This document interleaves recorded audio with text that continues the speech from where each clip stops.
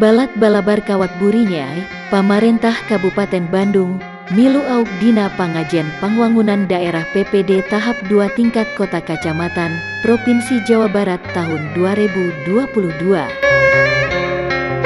Sekretaris Daerah Cakra Amiyana, ngawakilan Pamarentah Kabupaten Bandung, maparkun di harepentim penilai PPD Jawa Barat kucara daring, di kantor Bapelit Bangda Soreang, dinten Senin 14 Februari 2022.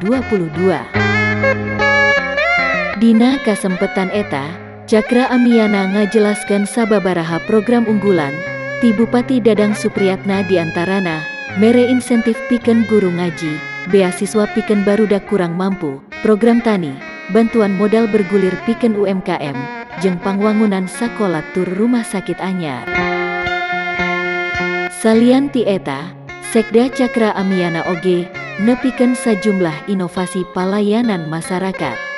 Di antarana inovasi sistem pengendalian lingkungan berbasis mikro atau DAS, saterusna inovasi sakedap, anu mangrupa sistem pelayanan kependudukan terpadu.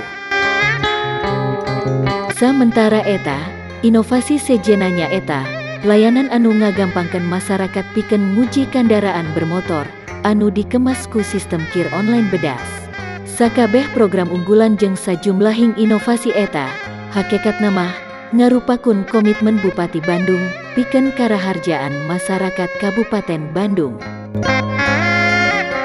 Sekretaris Daerah Cakra Amiyana ngembohan, yen pangajian PPD teh baris jadi jurus pikeun pamarentah daerah, pikeun ngaronjatna sumanget bangkit edukatif, dinamis agamis tur sajahtera atawa bedas, anu dilaksanakeun ku Bupati Bandung Dadang Supriyatna, ku cara ngocorkeun sakabeh rencana pangwangunan, nu dibungkus ku karya nu pinunjul, sarta ngembangkeun inovasi.